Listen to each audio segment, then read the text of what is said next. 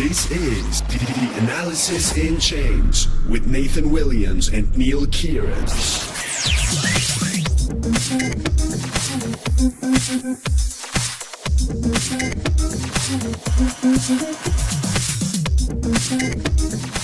Welcome to Analysis in Chains. Nathan here. Neal, happy day. What day is it today? Happy spring. Yeah, it's the weather's starting to finally turn over here. Man, it was a terrible winter in Canada. I'm just so happy it's nearly over. Can't wait to start walking outside and get out of my cave. In Berlin, as soon as spring hit, it started to snow again. We got like zero snow all winter, and then all of a sudden, boom, snow hits. Welcome to spring. We forgot. We're procrastinating. Yeah, well, I can't wait for the sun to come out, and I have a feeling that when the sun comes out, when the summer sun is shining all over the world, we're gonna see crypto take off again.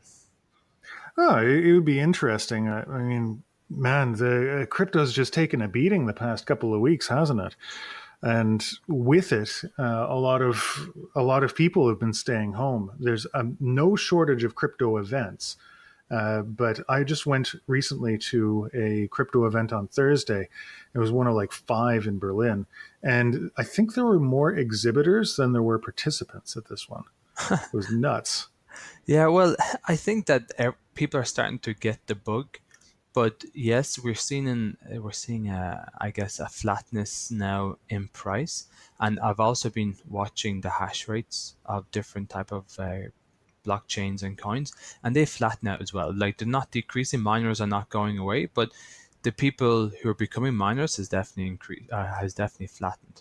So and I just think it's lack of hype for the time being, but people who caught the bug in the last year, they're still hanging around.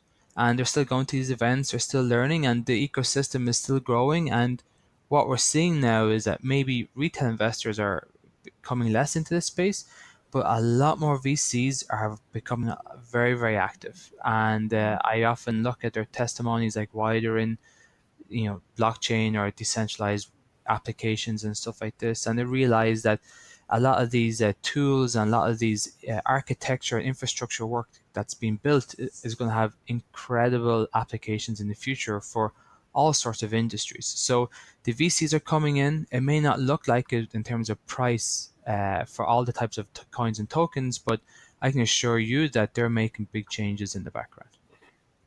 Absolutely. All the big companies as well, the big corporates are aware that blockchain is going to be impacting their industry. And so I don't know about you, Neal, but I've had no less than 3 companies in the past couple of weeks ask if I would go and lead a workshop and teach their senior staff about what blockchain is, how it'll affect everything. Like it's a hot topic right now.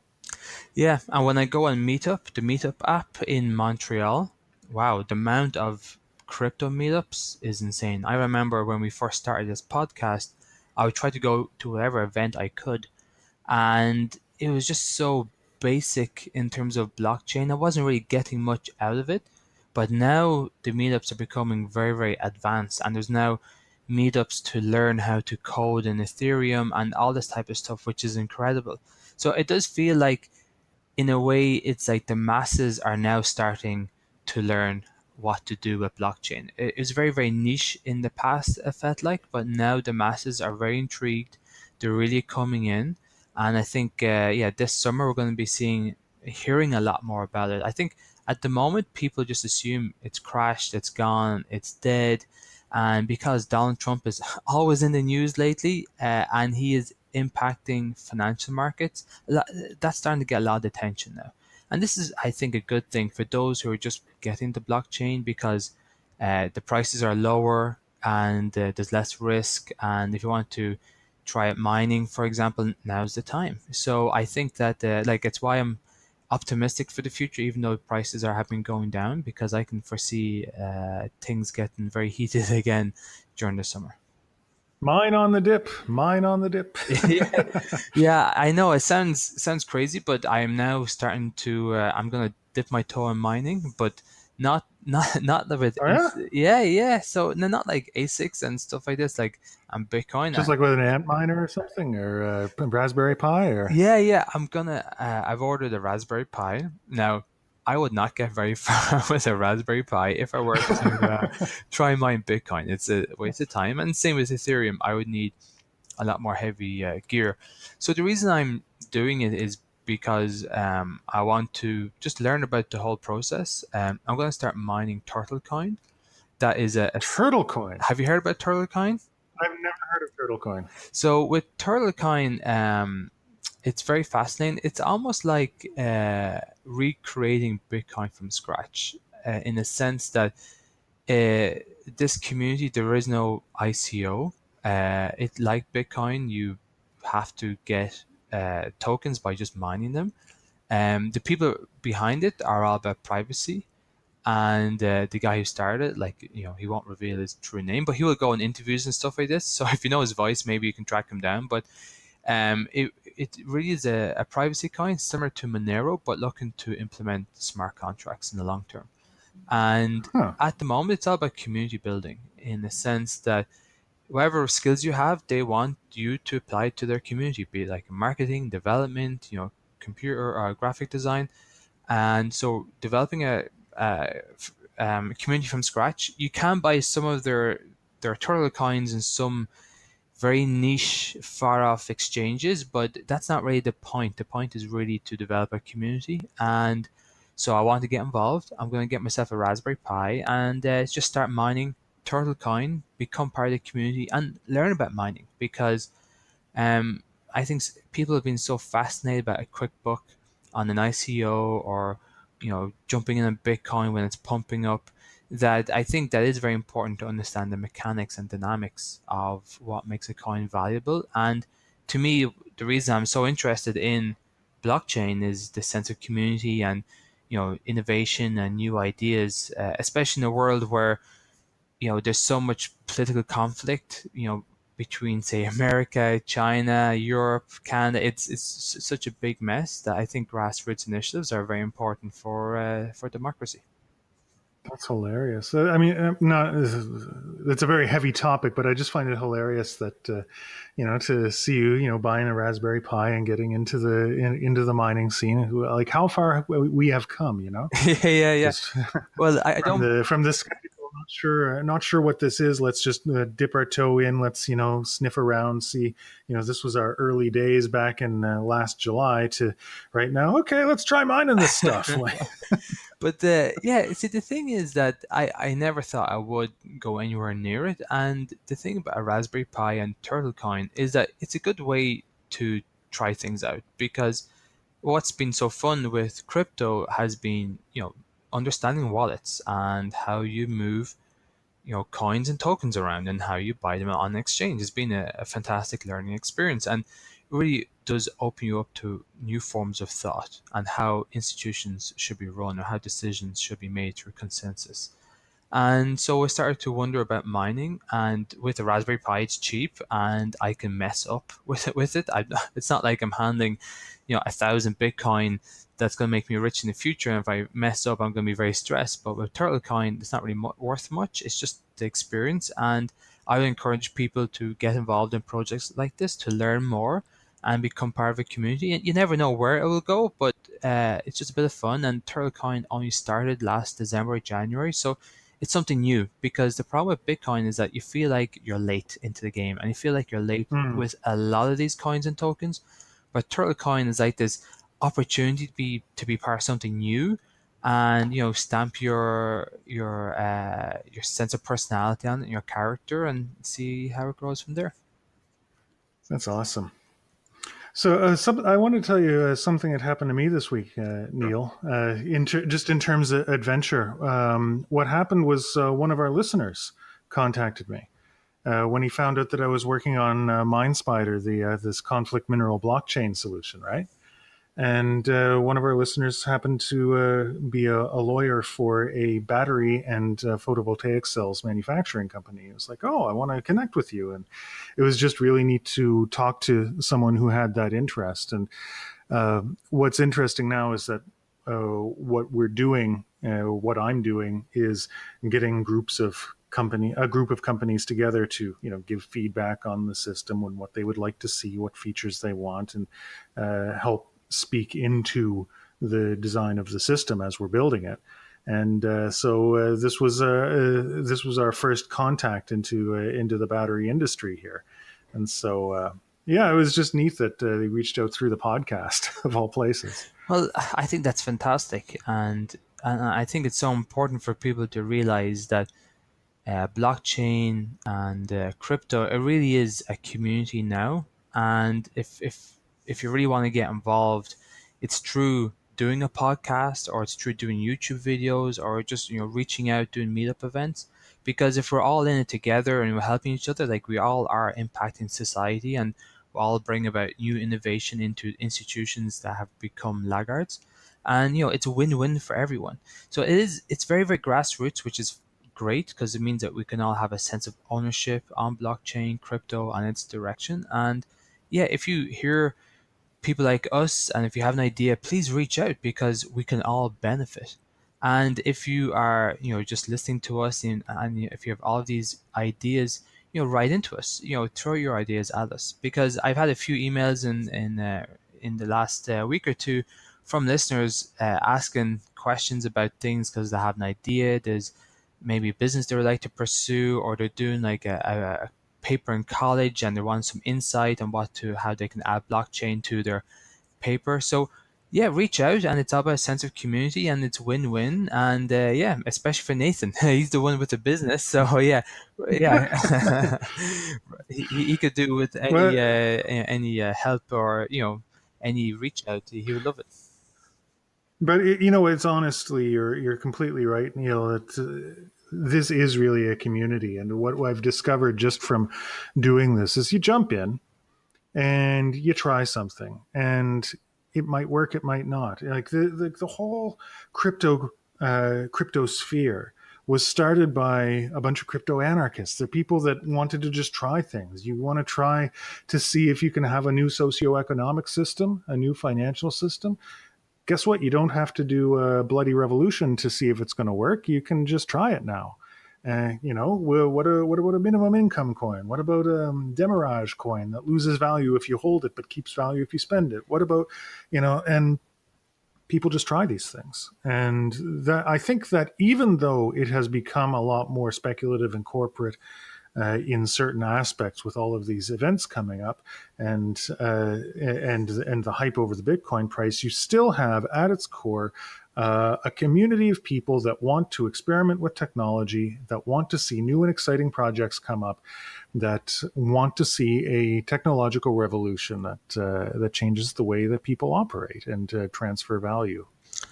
I think it's great. Yeah, I totally agree. I remember when the 90s were around, back in the glory days when I was young, and you had this a sense of excitement with the internet and opportunity, and I felt that started to fade over time because you you had all of these all of these technologies coming out like IoT, like Internet of Things or AI, artificial intelligence. I felt like you needed to have capital in order to actually do something instead of just having your computer and your sense of ambition. Whereas with crypto, I feel like that's coming back. That it's back to power to the people. And when I look at the whole Facebook saga in terms of the whole privacy of data, it brings this conversation back in about owning your own data. And I feel like blockchain really is the solution to that. And we could see this huge movement to a world where people want more decentralized systems and less centralized systems like Google or Amazon or Facebook. And I think that's where a lot of the sense of opportunity is, because many probably felt like, okay, all the internet opportunities are over. But no, there is a new opportunity now to reform these systems to help people now own the internet all over again, instead of like giving it to Silicon Valley and then they just, we're at the mercy of whatever they produce. Yeah, it's true. It's true. Anyway, speaking of too many events, as we wrap up, we should probably just announce all of the different events and meetups that are coming up if anyone wants to be involved. So we've got a couple of meetups coming up. one on the 29th of March, and that is here in Berlin. That's going to be amazing. We've got the CEO of Arweave. They have an interesting solution for putting large amounts of data on the blockchain. That's a guy named Sam Williams who's going to be our guest. And no relation, but because we share a last name. Okay, you get it. Anyway, that's the 29th of March, and that'll be in Berlin. And you should totally come to it. We are charging ticket prices for this one because they're starting to cost money to put this on. So, but it's not very much. It's only €5. So you can get the ticket on through the link. We've got our good friend Frank, who did our episode last week in San Francisco. He's gotten a meetup coming, an Analysis in Chains meetup in San Francisco on the 19th of April. So that's going to be really cool because we've got a guest from Draper Associates. One of the cryptocurrency analysts from Draper is going to be there. I think that's huge. It is. Because those guys are so active in the blockchain scene at the moment. Yeah, absolutely. It's going to be amazing. And then external events that we're associated with. We've been helping with the Zero In on Tech conference in Amsterdam. And we've got a couple of discount codes that our listeners can take advantage of. And there's going to be links in the description. And finally, I'm going to be speaking at an event in Berlin called the Blockchain and Bitcoin Conference. And that'll be on the 4th of April. And then I'm also going to be moderating an event called Startup Camp Berlin, where they've got a blockchain focus camp. That's on the 13th. And so all of that will be available in the descriptions. Do you have any announcements, Neil, before we sign off? I think the only announcement is that we will have a new episode, I guess, format starting this week. We will release. I did an episode with a good friend of mine, Alain, looking into airdrops, and hopefully this is the start of a new series of episodes where we'll actually look at different types of products out there in the blockchain world. Why did you decide to do this? How did you meet Alain? So Alain, I guess through a mutual friend, well, the husband of a mutual friend, and so yeah, he just from meeting at various events over time, we started to talk about crypto and realized, hey, we're crazy about this together. Let's do an episode. And one thing that really fascinated us was airdrops and what's happening and where it's going. And from there, we're going to look at other stuff like, wallets. What type of wallets are out there? Which are the better ones to use? Because there's so many products now coming out into the blockchain world. It's very hard to know which one is the better one. What's what should I browse with? What should I use for social media? Because you have Steemit, you have Akasha coming along as well. So we're going to review those things and help you figure out and navigate this whole crypto DApp world. That's exciting, Neil. I look forward to hearing what you guys come up with. All right, everyone. Thank you for joining us. Have a great week. Until next time, keep on hashing. Nathan Williams here. I'm sitting at the Cryptocurrency World Expo with Sar Levi, who is the founder of Sadex. Sar, how are you doing today? I'm doing fine, thank you very much. So Sadex is an online exchange for diamonds. Tell us a little about how you got into diamond exchanges with cryptocurrency. Well, although the name sounds like we are deep in the diamond world, this is actually a financial project. What we're doing is we are taking the world of diamond and transforming it into the financial world. Very similar as if you look at the gold market, there is a jewelry market for gold, and side by side lives the financial gold market. The financial gold market is actually the bigger of the two. It's over $500 billion a year. We believe that we can transform the diamond market to a new asset class and create the new financial market for diamonds. So you guys are in the middle of a token sale. You've raised about half of your value so far. You've got a long way to go. You raised, $26 million so far? Congratulations. What has been the biggest challenge to get to this point?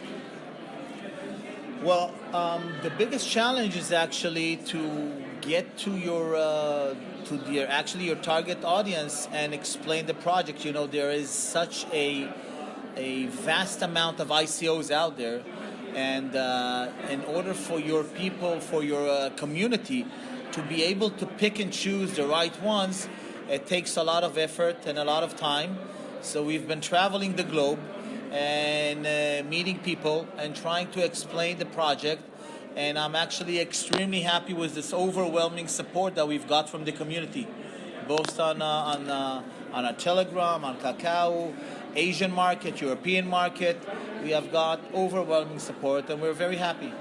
For other people out there who might be struggling with their own ICOs, what are some of the most effective ways that you've got in front of your target audience? At the end of the day, I think it's the ability to be, first of all, consistent, transparent, and stand behind what you say. So we have been able to build up gradually. It didn't come quick. To build up a huge community in Telegram and Kakao and the Asian market and in the European and rest of the world, but by being very consistent. You know, there is a saying in our team is there is no question unanswered. So you can ask any question, we'll be there to answer as long as it's relevant, and keep standing behind your project and understand that at the end of the day, this whole revolution is a revolution of being transparent, being honest, and deliver what you say you will deliver. So this is our DNA of the company, and I believe that people understood and felt that way, and that's why they've been supporting us so well. How did you meet your core team and get started? Like usually the first few steps and the first few months are the most critical and the most difficult.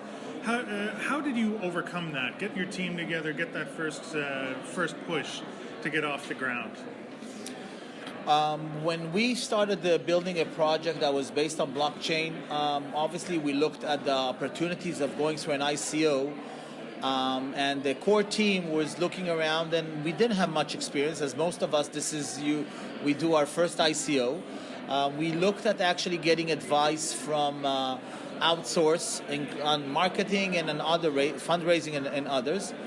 But as we started going and doing our way into this world, we understood that we are better off building that expertise within the house, in-house, and we started slowly collecting talented people that were enthusiastic about the project, that were honest and hard working, and slowly build it up into a team today that I think I can humbly say that we're probably one of the strongest ICOs out there in means of project and in means of marketing our project out there.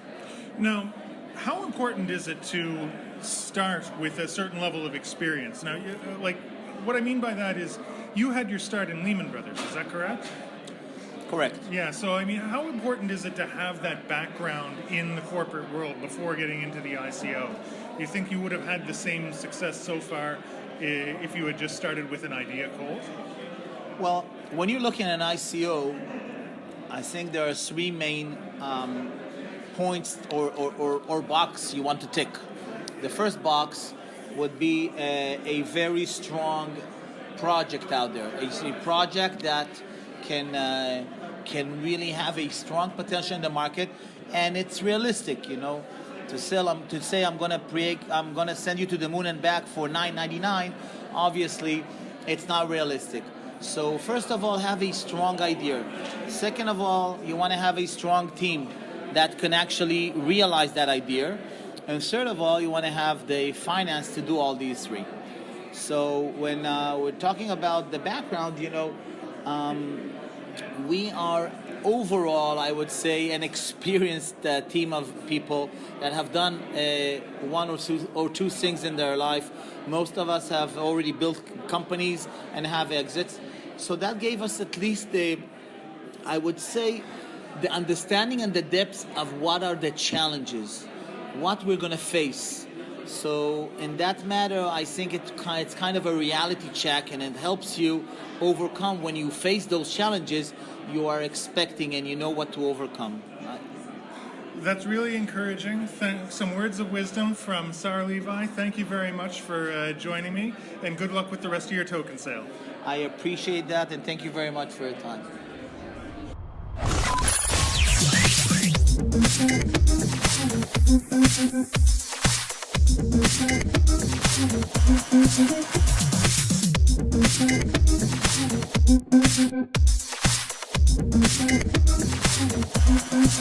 Thank you.